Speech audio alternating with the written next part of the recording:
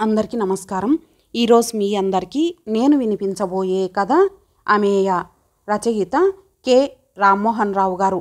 ఇక కథలోకి వెళితే, రంజన్ చూపిస్తున్న ఉంగరాన్ని చూడగానే ఉలిక్కిపడ్డాను. చెప్పేది వినకుండా వాడి చేతిలోని ఉంగరాన్ని చటుక్కున లాక్కున్నాను. నా చర్యకి వాడు షాక్ అయిపోయి నా వైపే వెర్రిగా చూస్తూ ఉండిపోయాడు. దూరం నుంచే ఆ బంగారు ఉంగరం మీద చెక్కి ఉన్న ఏ అనే ఇంగ్లీష్ అక్షరాన్ని గుర్తుపట్టాను. అది నాకు బాగా పరిచయమైన ఉంగరం.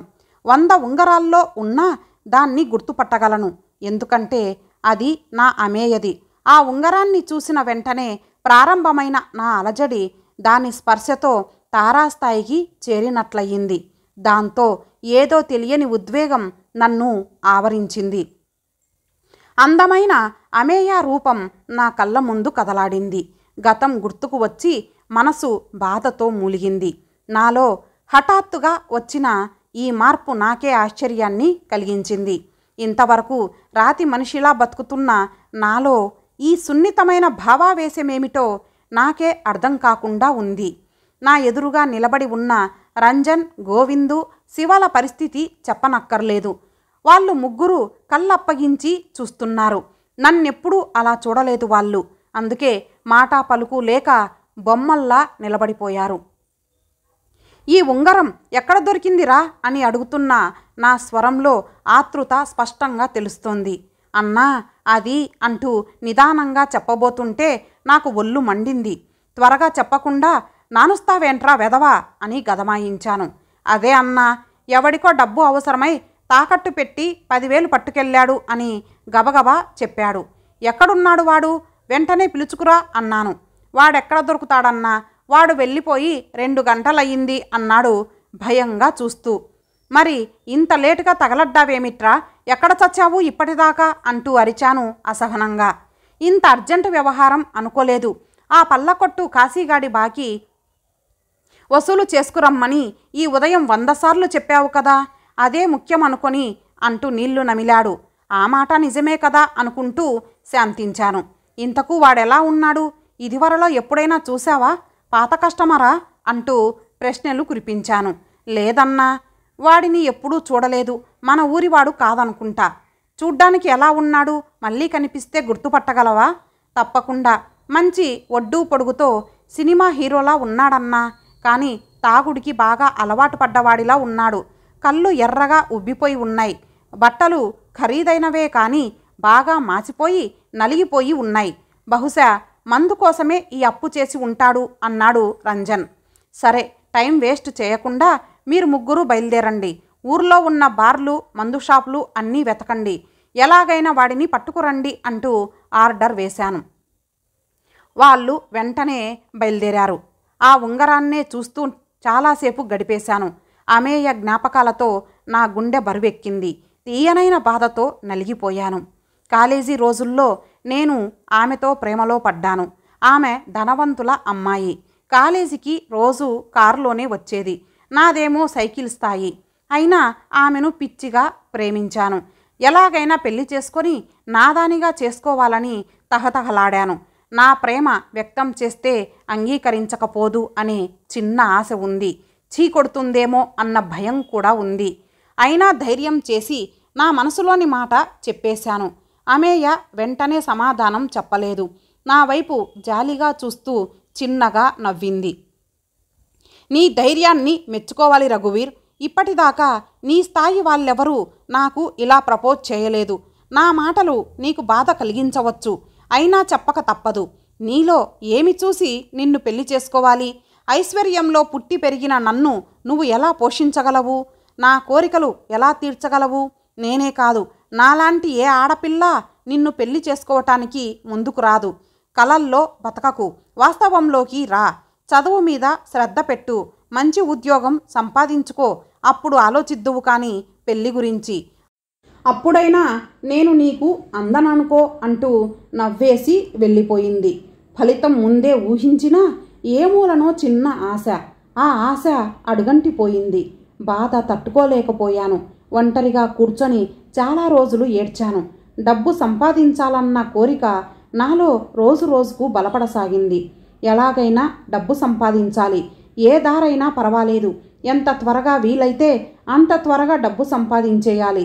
అప్పుడు అమేయనిచ్చి పెళ్లి చేయమని వాళ్ళ నాన్ననే అడగాలి అనుకుంటూ కలలు కనడమే కాదు, వాటిని సాకారం చేసుకోవడానికి ప్రయత్నాలు మొదలుపెట్టాను. చదువు మానేసి వరంగల్ వదిలి విజయవాడ వచ్చేశాను. బతకడానికి ఎన్నో పనులు చేశాను. డబ్బు గడించడానికి అడ్డమైన దారులు తొక్కాను. ఎన్నో వ్యాపారాలు చేశాను. చివరకు ఫైనాన్స్లో సెటిల్ అయ్యాను. అదే అన్నిటికన్నా లాభసాటిగా ఉంది. ఎక్కువ వడ్డీలకు అప్పులు ఇవ్వడం, సరైన మనుషులను పెట్టి వసూలు చేసుకోవడం నాకు కష్టం కాలేదు.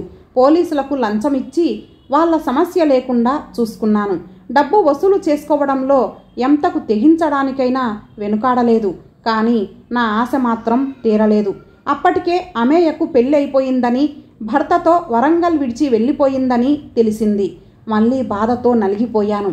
ఏడాది తర్వాత బాగా డబ్బున్న అమ్మాయిని పెళ్లి చేసుకొని మరింత ధనవంతుడిని అయ్యాను. ఇంతకు అతనెవరు? ఆమె భర్త.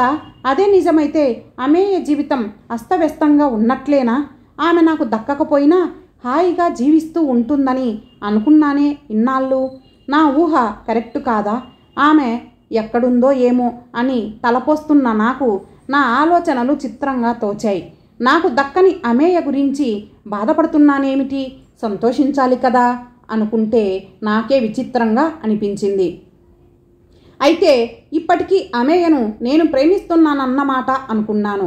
2 గంటలు గడిచినా ఏ వివరాలు అందకపోయేసరికి చాలా అశాంతితో వేగిపోతున్నాను. ఏ పని మీద మనసు లగ్నం చేయలేకపోతున్నాను. ఇంతలో మా ఆవిడ నుంచి ఫోన్. భోజనానికి రాలేదేం? టైం చూసుకున్నారా? 2 దాటింది. తొందరగా రండి, చిన్నాడికి జ్వరంగా ఉంది. ఇలాంటప్పుడైనా ఇంటి పట్టున ఉండొచ్చు కదా, ఎంతసేపు డబ్బు సంపాదనే అంటూ దెప్పుతోంది అనసూయ. ఈరోజు చాలా పనుంది, భోజనానికి రావడం కుదరదు అని ముక్తసరిగా మాట్లాడి ఫోన్ కట్ చేశాను. మరో గంట తర్వాత ముఖాలు వేలాడేసుకొని వచ్చారు 3. వాళ్ళని చూస్తుంటేనే తెలుస్తోంది అతను దొరకలేదన్న విషయం. అప్పుడు నా మనసులో ఒక ఆలోచన తలుక్కున మెరిసింది. ఒరే, వాడికి క్యాష్ ఇచ్చావా, ఫోన్పే చేశావా అని అడిగాను ఆతృతగా. అప్పుడు వాడికి కూడా వెలిగినట్లుంది. ఉత్సాహంగా ఫోన్ బయటకు తీశాడు. ఈ మాట ముందే చెబితే 3 గంటల శ్రమ వృధా అయ్యేది కాదు కదా అంటూ చకచక ఫోన్లో వెతికి అతని పేరు శ్రావణ్ అని చెప్పి అతని నెంబరు కూడా పైకి చదివాడు. ఇంకేమిటి ఆలస్యం, ఫోన్ చేయి వెంటనే అని అరిచాను. రంజన్ 3 సార్లు ప్రయత్నించాడు, కానీ శ్రావణ్ ఫోన్ ఎత్తలేదు. నిరాశగా పెదవి విరిచాడు రంజన్. ఏం పర్వాలేదు, పోలీస్ స్టేషన్కి వెళ్ళి లైవ్ లొకేషన్ కనుక్కోమను అన్నాను హుషారుగా. సూపర్ ఐడియా, ఇప్పుడే వెళ్తాను అంటూ రంజన్ బయటకు నడిచాడు.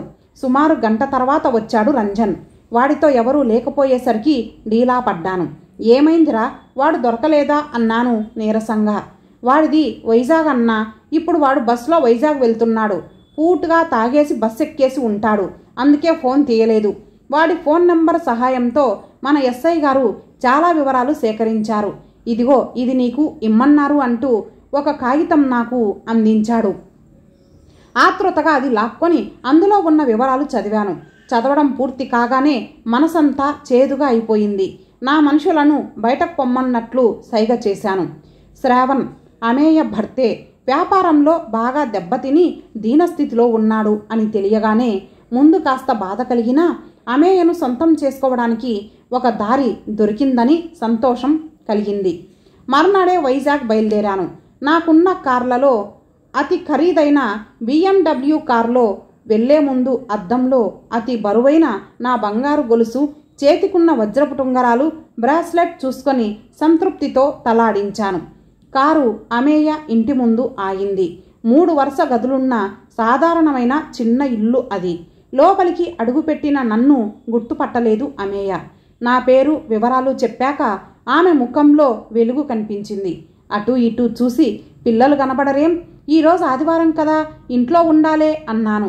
నేను తీసుకొచ్చిన బిస్కెట్ ప్యాకెట్లు, చాక్లెట్లు టేబుల్ మీద పెడుతూ. వాటి అవసరం లేదు, మా ఇంట్లో పిల్లలు లేరు అనగానే అబ్బో ఇదొక శుభవార్త అనుకొని ఆనందపడ్డాను లోపలే. అది సరే, చాలా గొప్పవాడివి అయిపోయావే, ఇంతకు ఏం వ్యాపారం చేస్తున్నావేమిటి అంది నా ఒంటి మీద ఉన్న బంగారాన్ని పట్టి పట్టి చూస్తూ. గర్వంగా నవ్వాను కుర్చీలో కూర్చుంటూ. చాలా వ్యాపారాలు చేశాను. చివరకు ఫైనాన్స్లో సెటిల్ అయ్యాను. అది బాగా కలిసొచ్చింది అన్నాను నవ్వుతూ. అవును, ఇప్పుడు ఆ వ్యాపారమే బాగుంది.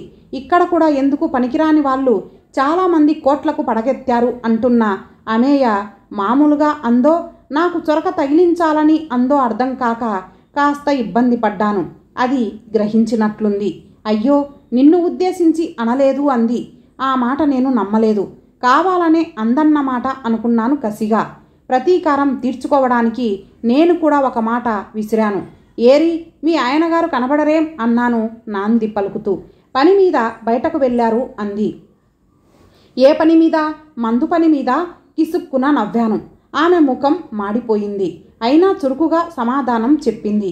అవును, ఆ పని మీదే అంది సిగ్గుపడకుండా, సంకోచించకుండా. అటువంటి సమాధానం ఊహించని నేను ఉక్కిరిబిక్కిరి అయ్యాను. అయినా వెంటనే తేరుకొని, నాకు అన్ని విషయాలు తెలుసు, నా దగ్గర ఏమీ దాచవద్దు అంటుండగా అడ్డు తగిలి ఏదో చెప్పబోతూ మాట మార్చింది. సరే, నువ్వే చెప్పు, నేను అడ్డుపడను. నాతో ఏదో చెప్పాలనేగా ఇల్లు వెతుక్కుంటూ వచ్చావు అంది. మీ ఆయన పెద్ద తాగుబోతు అన్న విషయం నిన్ననే తెలిసింది అంటూ నిన్న జరిగిన వృత్తాంతమంతా చెప్పి ఉంగరం అందివ్వబోయాను. ఆమె తీసుకోవడానికి సుతరాము ఇష్టపడలేదు. అబ్బో, ఆత్మాభిమానం అనుకున్నాను మనసులో. ఏదో చెప్పాలని తాపత్రయపడుతున్నావు, నీ మనసులో ఏముందో నిస్సంకోచంగా చెప్పు అని అమేయ అన్నప్పటికీ కాస్త సందేహించాను. కాసేపు కబుర్లలో పెట్టి అప్పుడు చెప్పాలని అనుకున్నా. ఆమె ఇచ్చిన చొరవతో మొహాట పడకుండా చెప్పడం మొదలుపెట్టాను. కాలేజీ రోజుల్లో నీతో ఏం మాట్లాడాలన్నా ధైర్యం చాలేది కాదు. ఇప్పుడు ధైర్యం పుష్కలంగా ఉంది. సూటిగా ఒక మాట అడుగుతాను, ఏమీ అనుకోకు. నాతో వచ్చేయ్, నిన్ను పువ్వుల్లో పెట్టుకొని చూసుకుంటాను. ఎందుకీ బ్రతుకు? కనీస అవసరాలు తీర్చలేని తాగుబోతు మొగుడితో ఎందుకు కష్టాలు పడతావు? పిల్లలు కలిగే భాగ్యం కూడా లేని సంసారం ఎందుకంటావు అని అడుగుతున్నానే కానీ అమేయ ఏ క్షణాన విరుచుకుపడుతుందో అని భయపడుతూనే ఉన్నాను. కానీ ఆమె ప్రశాంతంగా వింటూనే ఉంది. నా పని సులువు అయిపోతున్నందుకు ఉబ్బి తబ్బిబ్బు అయిపోయాను. మరి నీ భార్యా పిల్లలు? నీకు ఆ సమస్య ఉండదు. నీకు ప్రత్యేకంగా ఒక భవనం కేటాయిస్తాను సకల సదుపాయాలతో. అంటే ఉంచుకుంటావా? అదేం మాట! నువ్వు అలా ఫీల్ అయితే నా పెళ్ళాం పిల్లలను వదిలేస్తాను. నీకన్నా నాకెవరూ ఎక్కువ కారు. ఇప్పటికీ నన్ను అంతగా ప్రేమిస్తున్నావా? అందులో ఏ సందేహమూ లేదు అంటున్న నన్ను నేను తమాయించుకోలేకపోతున్నాను. ఆనందంతో ఉక్కిరిబిక్కిరి అవుతున్నాను. నా మీద నీకున్నది ప్రేమ కాదు, కామం అనగానే నా కళ్ళు బైర్లు కమ్మాయి. ఇదేం తిరకాసు అనుకున్నాను. నా గురించి చాలా తెలుసుకొని వచ్చావని అనుకున్నాను. నా గురించి, నా సంసారం గురించి నీకు ఏమీ తెలియదు. నా భర్త నువ్వు అనుకుంటున్నట్లు తాగుబోతు కాదు. నీకు చాలా విషయాలు చెప్పాలి. నాతో రా అంటూ ముందుకు నడిచింది. ఆమెనే చూస్తూ వెర్రివాడిలా ఆమెను అనుసరించాను. నేరుగా పూజ గదిలోకి తీసుకెళ్ళి, చూడు, బాగా చూడు, వాడే నా కన్న కొడుకు. 6 నెలల క్రితమే క్యాన్సర్తో చనిపోయాడు. వాడిని బ్రతికించుకోవడానికి మా వారు చేయని ప్రయత్నం అంటూ లేదు. ఉన్న ఆస్తంతా వాడి కోసమే కరిగిపోయింది. వాడిని ఎలాగైనా బతికించుకోవాలి అన్న ధ్యాసలో పడి వ్యాపారాన్ని నిర్లక్ష్యం చేశారు. దాంతో మా పరిస్థితి దారుణంగా మారింది. బాగా బతికిన రోజుల్లో స్నేహితులను నమ్మి 30 లక్షలకు పైనే వాళ్లకు సాయం చేశారు. మా పరిస్థితి ఇంత విషమంగా ఉన్నా వాళ్ళు ఆ బాకీలు తీర్చడం లేదు. ఆ పని మీదే నిన్న విజయవాడ వచ్చారు.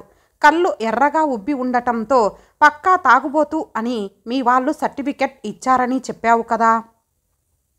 మా మామగారు వారం రోజులుగా హాస్పిటల్లో ఉన్నారు.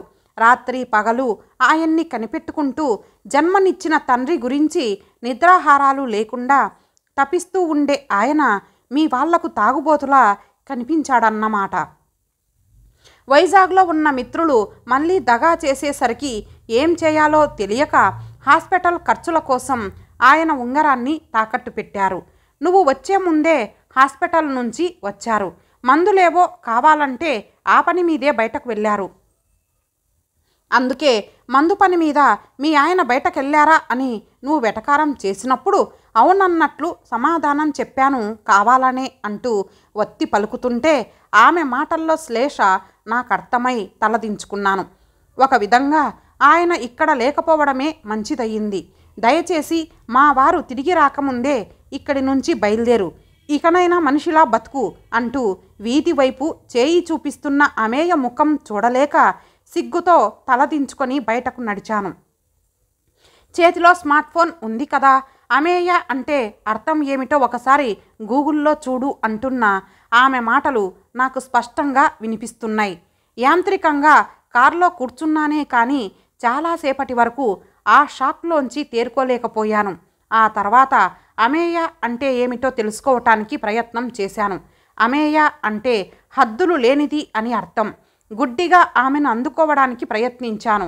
నాకన్నా మూర్ఖుడు ఎవరైనా ఉంటారా అనుకుంటూ నన్ను నేను తిట్టుకున్నాను. ఏడాది తర్వాత అమేయ జీవితం గాడిలో పడింది. శ్రావణ్ బాకీలన్నీ తిరిగి వచ్చేశాయి. వ్యాపారం పుంజుకుంది. వాళ్ళ స్థాయిలో చాలా మార్పు వచ్చింది. వాళ్ళిద్దరూ ఇప్పుడు చాలా ఆనందంగా ఉన్నారు. దానికి కారణం నేనేనని వాళ్ళకి ఎప్పటికీ తెలియకుండా జాగ్రత్త పడ్డాను. శ్రావణ్కి బాకీ ఉన్నవారంతా మా ఊర్లోనే ఉన్నారు కాబట్టి నా పలుకుబడి ఉపయోగించి వాళ్లను బెదిరించేసరికి తొందరగానే దారిలోకి వచ్చారు. నా తప్పును దిద్దుకునే అవకాశం ఆ భగవంతుడు నాకు ఇచ్చినందుకు ఆనందపడ్డాను. ఇంతటితో ఈ కథ సమాప్తం. మరలా మరొక మంచి కథతో కలుద్దాం. అంతవరకు సెలవు. నమస్తే.